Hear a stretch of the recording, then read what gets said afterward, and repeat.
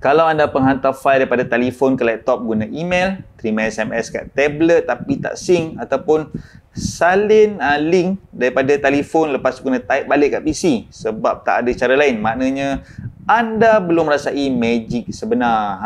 Hari ni saya nak orang panggil tunjuk kenapa setengah orang ni, termasuk saya, sanggup berbelanja sikit, sanggup dicop orang panggil fanboy hanya untuk keluarkan satu ayat keramat. Lecehnya, baik duduk je dalam ekosistem Apple. Senang cerita. Hey, selamat datang ke Momotube, Inspirasi Kehidupan dan juga makanan. Like, subscribe dan bell jika anda masih belum. Saya Mike daripada Fantografi. Jadi ekosistem ni bukan sekadar ada iPhone terbaru di sebelah tangan dan juga MacBook Pro di sebelah kiri tangan kita. Jadi lebih daripada itu, ekosistem Apple ni umpama macam akaun iCloud yang jadi otak utama, pusat kawalan yang buat semua peranti anda daripada telefon, tablet, laptop, jam tangan dan juga sampai ke orang panggil earpod tu, earpod boleh berfikir serentak, berhubung antara satu sama lain dan juga bekerja sebagai satu unit yang sangat bijak. Bayangkan semua peranti anda macam ahli band yang bermain dalam nada yang sama, irama yang kena dan juga menghasilkan harmoni yang indah. Kalau dalam dunia Android ni anda boleh guna apa-apa jenama kan. Contohnya macam Samsung, Xiaomi, Oppo, Google Pixel, semuanya ada keunikan masing-masing, tapi selalunya mereka ada bahasa yang berbeza-beza. Umpamanya mereka main muzik tapi kadang-kadang lain kunci ataupun lain genre. Apple pula berbeza. Dia cipta semua perkakasannya ataupun hardwarenya dan juga present softwarenya untuk bercakap dalam bahasa yang sama. Daripada A kepada Z. Dah tak ada lagi istilah tunggu kejap. Saya hantar guna WhatsApp dulu ya. Lepas tu anda buka laptop, lepas tu download, lepas tu extract and then kita upload semula kepada email kita. Baru boleh buka. Kita dengar pun macam dah penat lah, banyak betul stepnya kan. Dengan Apple, semuanya bergerak di udara. Pantas, lancar, automatik, seolah-olah semua peranti itu hanyalah sambungan daripada satu fikiran. Inilah yang membuatkan pengalaman menggunakannya macam terasa sangat lancar, macam lebuh raya tanpa halangan. Cuba bayangkan senario ni, kita tengah syok beratur kat kedai kopi ni. Sambil beratur tu kita type email penting ni di iPhone sambil beratur. Bila dah siap tu, kopi kita pun dah dipanggil. And then terus kita duduk dan kita buka laptop tu. Kita buka kita punya MacBook lah. Kita tutup iPhone. Buka MacBook tu atas meja dan bawah bucu kiri skrin MacBook tu muncul satu ikon kecil aplikasi mail dengan logo iPhone di dalamnya. Kita klik je ikon tu dan anda boleh terus sambung menaip email yang ayat terakhir yang anda telah karang tadi. Kan? Nampak kan? Dia jadi macam orang panggil seamless lah experience yang kita ada ni, tanpa perlu kita copy paste, kita kena hantar draft lah apa sebagainya. Dia orang panggil, itulah yang dipanggil hand off dan ia bukan silap mata, ia memang magic Apple. Atau anda jumpa link YouTube yang menarik di Safari pada Mac, lepas tu anda copy, sambil jalan-jalan di taman anda buka iPhone dan tampal dalam WhatsApp kawan anda. Terus orang panggil link tu akan muncul. Itulah dia universal clipboard. Anda tak perlu pening lagi nak fikir macam mana nak move ataupun pindahkan teks ataupun link antara peranti. Kalau Android, sejujurnya ia perlukan aplikasi pihak ketiga ataupun orang panggil Google perlu sync dengan sempurna dan kena berdoa semoga rangkaian anda stable. Kadang-kadang kena pasang plugin sana sini, lock masuk dan pelbagai lah baru boleh jalan kalau nasib baik. Dengan Apple cuma hidupkan Bluetooth dan juga Wi-Fi, mereka dah kenal ataupun orang panggil recognize antara satu sama lain. Rasa wah tu bukan datang sekali masa pertama kali anda try, tapi datang setiap hari sampai anda lupa yang dulu. Hidup anda ni macam mencabar juga kan, dah leceh untuk buat perkara-perkara kecil macam ni. Itulah dia yang buat pengguna-pengguna ni ketagih nak guna produk Apple. Pernah tak anda edit gambar kat telefon, lepas tu nak sambung editing tu dekat laptop ataupun tablet, tapi kena hantar file tu dulu? Leceh kan? Okay, dalam ekosistem Apple ni ceritanya lain. Okay, kita buka gambar di iPhone, kita buatlah editing adjustment je, brightness lah, contrast dan filter sebagainya. Okay, and then sebaik saja kita buka je MacBook kita, gambar yang sama sudah orang panggil berubah dengan semua editing kita buat tadi. Okay, versi yang original masih ada, versi yang disunting pun tersimpan dengan kemas. Anda tak perlu orang panggil upload kepada Google Drive, tak perlu tunggu processing yang kadang-kadang makan masa berjam-jam. Semuanya orang panggil serta-merta ataupun orang panggil real time. Seolah-olah semua peranti anda punya akses kepada satu gudang data yang sama. iCloud ni umpama meja kerja gerasi yang bukan hanya ada satu tempat, tapi tersebar kepada semua device anda. Malah desktop Mac anda pun boleh diakses dari iPhone ataupun iPad. Jadi kalau anda ada fail penting dalam folder desktop di pejabat, anda boleh terus tarik fail tu daripada iPhone, hantar kepada rakan sekerja dan juga mereka boleh buka di Mac pejabat, tetap di lokasi yang sama. Apple memanggilnya Desktop and Documents in iCloud. Ini bukan sekadar penting untuk penyelarasan fail, tapi tentang kesinambungan kerja ataupun continuity. Dalam dunia Android, anda mungkin memerlukan 3 aplikasi cloud yang berbeza ataupun 2 akaun berasingan dan juga 1 keputusan moral yang berat. Mana satu data utama? Mana satu yang paling selamat? Mana yang paling laju? Dengan Apple, semua soalan itu tak perlu anda fikirkan, sebab semuanya sudah diatur dengan automatik dan juga lancar. Ia tentang orang panggil peace of mind kerana anda tahu semua kerja anda selamat dan sentiasa ada di mana jua anda berada. Cuba kita uji kelajuan. Hantar video 4K 1 minit yang saiznya besar gerabak daripada iPhone ke MacBook. Tekan butang kongsi, pilih AirDrop dan juga muncullah avatar MacBook anda. Klik dan juga selesai. Tak sampai 3 saat video sebesar tu ya. Bertukar tangan sepantas kilat saja tanpa sebarang orang panggil compression. Lepas tu tak adalah kualiti kita downgrade. Jadi macam mana kalau nak hantar kepada kawan yang guna Android ni? Okey, mari kita kira. Buka email, kita compress jadi file zip dulu. And then kalau tak nak kualitinya orang panggil downgrade jadi, ataupun kita guna Bluetooth yang orang panggil kelajuannya slow macam siput, boleh makan sehingga 15 minit. Okey, kalau kita muat naik untuk panggil upload kepada Google Drive, kita boleh tunggu 3 minit. Lepas tu baru kawan kita download pula, tambah lagi 3 minit. Okey, jumlahnya paling kurang 6 minit Itu pun kalau coverage yang cantik. Okay, bayangkan ya, kita berada dalam situasi cemas. Contohnya anda kena buat presentation pada pelanggan dan juga video penting anda ada dalam telefon kawan anda ataupun partner kerja anda ataupun laptop tiba-tiba mati. Perbezaannya 3 saat berbanding 6 minit tu boleh jadi penentu sama ada anda boleh dapat kontrak ataupun hilang pelanggan anda. Ini orang panggil dia punya critical hours lah. AirDrop ni bukan sekadar pemindahan file biasa, ia menggunakan teknologi Wi-Fi direct peer-to-peer, maksudnya ia cipta rangkaian sendiri antara peranti ni ataupun device ni.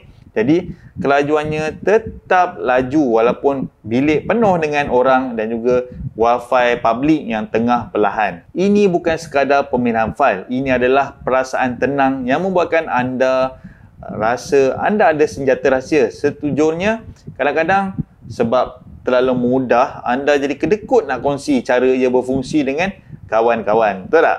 Biar mereka tetap macam surprise dan fikir, macam mana anda ni pantas macam ninja. Ini adalah salah satu ciri yang paling sering buat pengguna Android cemburu dan saya tak hairan kenapa. Cuba anda perhatikan grup keluarga ataupun kawan-kawan anda kalau guna iMessage, gambar anak-anak ataupun video percutian terus dipaparkan dalam HD. Ada reaction stiker yang comel dan juga semua orang panggil chat kita tu di-encryptkan, disulitkan dari end to end.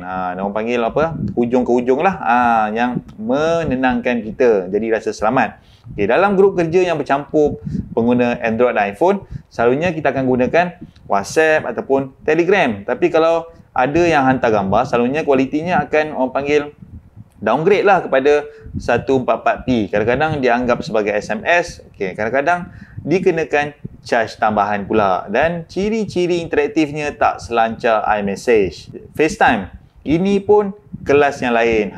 Nak buat panggilan video dengan keluarga atau kawan, klik je nama dan senarai kita punya kontak tu, terus panggil, orang panggil video call, dan juga ianya terus berjalan tanpa pasang apps tambahan lah. Maksudnya tak perlu install, dan juga tanpa buat new account, tanpa susah payah. Okay, tak payah sign in dan sebagainya. Cukup dengan satu klik. Di Android pula, anda kena tanya dulu nak guna panggil Duo, Zoom, Google Meet ataupun MS Team, WhatsApp. Ada banyak pilihan, tapi itulah yang membuatkannya jadi leceh. Okey, komitmen Apple terhadap ekosistemnya ni, inilah yang membuatkan komuniti iPhone rasa kita. Okey, ada eksklusif yang orang panggil ciri-ciri eksklusif yang dan membuatkan kita jadi rasa selesa dan juga istimewa. Perasaan menjadi sebahagian daripada komuniti ni yang mungkin kedengaran psikologi, tapi terasa sangat nyata dalam setiap hari dan juga mengukuhkan kesetiaan pengguna. Jadi ini bukan hanya tentang application messaging, tapi tentang cara kita berhubung dengan orang yang paling rapat dengan kita.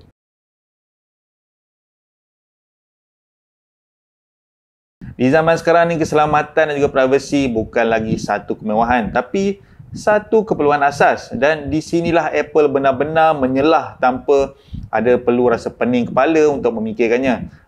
Kemas kini iOS kini orang panggil dia arrive ataupun dia tiba serentak untuk semua orang panggil device lah, daripada iPhone 8 hinggalah iPhone 17 pada hari yang sama, cukup dengan satu butang. Tapi kalau Android, anda kena semak dulu jenama telefon, versi OS, dan kadang-kadang kena tunggu sehingga macam 6 bulan hanya untuk tampalan ataupun patch security yang terbaru. Ini pun kalau dapat. Jadi peranti anda ni akan menjadi lebih terdedah kepada risiko yang lebih lama. App Store pula sangat ketat. Apple ada standard yang tinggi untuk application baru yang nak masuk. Jadi risiko macam apps yang malware ni, ada malware ataupun orang panggil perisian hasad ni, ataupun aplikasi yang jahat ni jauh lebih rendah. Google Play sejujurnya ia sering menjadi sarang malware. Lepas tu ada iCloud Keychain yang mencipta kata laluan yang kuat secara automatik dan juga menyelaraskan kata laluan tu ataupun password kita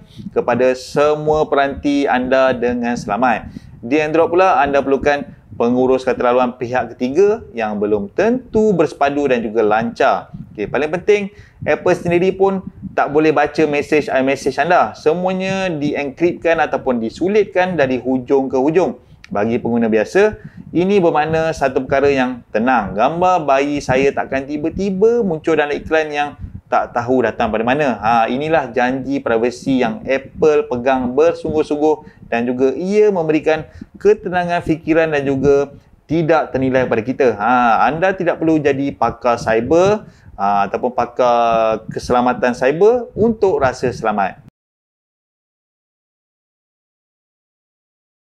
Okey, mari kita cakap pasal sangkar emasnya. Tak boleh dinafikan harga peranti ataupun harga device Apple ni memang buat poket menangis pada mulanya. Contohnya MacBook Air M2 paling murah mungkin dalam RM4,500. iPhone 15 ataupun iPhone 17 sekarang pun dah boleh cecah RM6,000. Malah langganan iCloud 200GB pun RM mungkin RM11.90 sebulan. Mahal?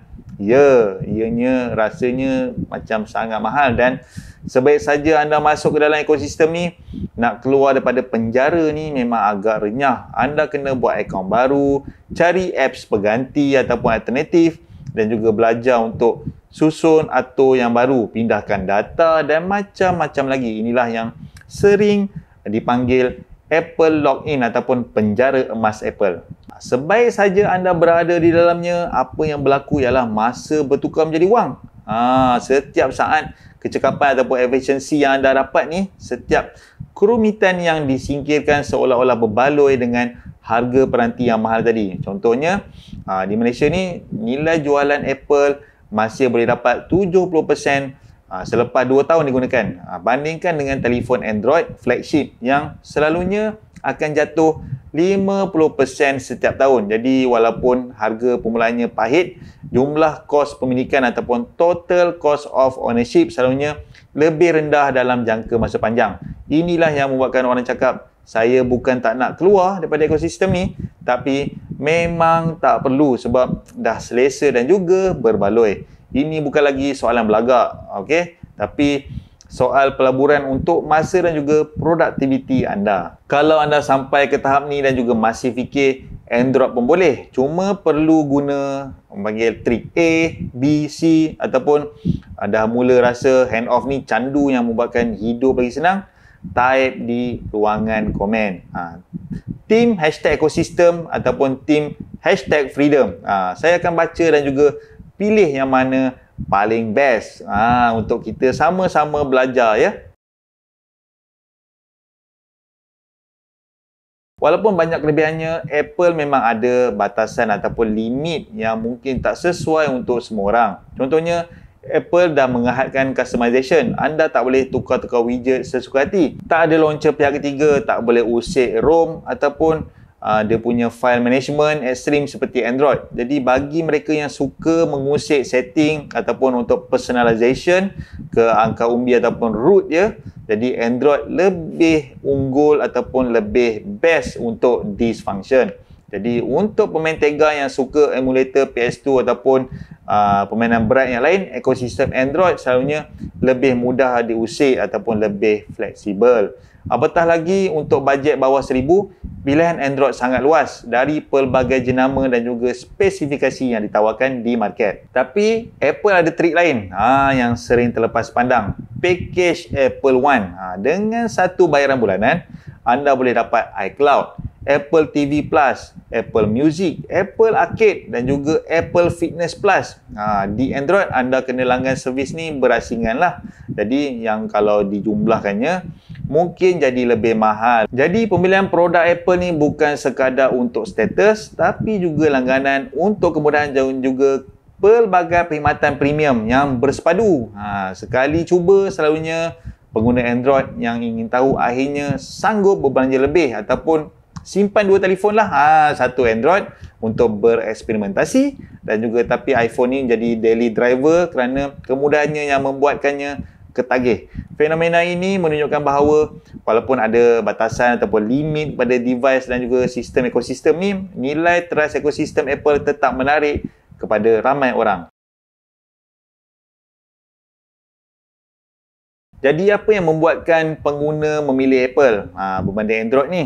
Bukan hanya kerana iPhone tu yang hebat ataupun MacBook yang berkuasa, tetapi kerana satu akaun, satu Wi-Fi, satu klik, seluruh hidup panggil terhubung secara magic lah. It's all connected lah, the ekosistem. Okay? Tapi anda boleh kata ianya mahal, tertutup dan juga ianya penjara emas. Okay? Tapi bagi berjuta-juta orang di luar sana termasuk saya ni, penjara itu ada tilam empuk yang bernama handoff, pengawal keselamatan setia bernama iCloud Keychain dan juga kunci pagar yang sebenarnya membebaskan kita daripada kerumitan dan juga menjimatkan masa kita. Akhirnya semua pilihan adalah tentang keutamaan. Okey, adakah keutamaan anda untuk mahukan kebebasan untuk customization, freedom lah maksudnya, ataupun kebebasan masa dan juga peace of mind yang lebih menilai. Kalau anda sudah rasai magic ni, saya yakin anda faham kenapa kami macam susah nak keluar,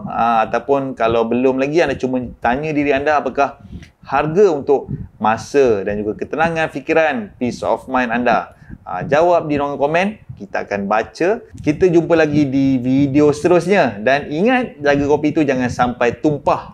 Kalau pakai MacBook, kain lap dia pun jenama Apple, harga sama RM9. Gurau je. Atau tak, ataupun memang anda ada kain tu. Jadi anda yang tentukan. Jadi kita jumpa lagi di next episode. See ya, tata. Muah.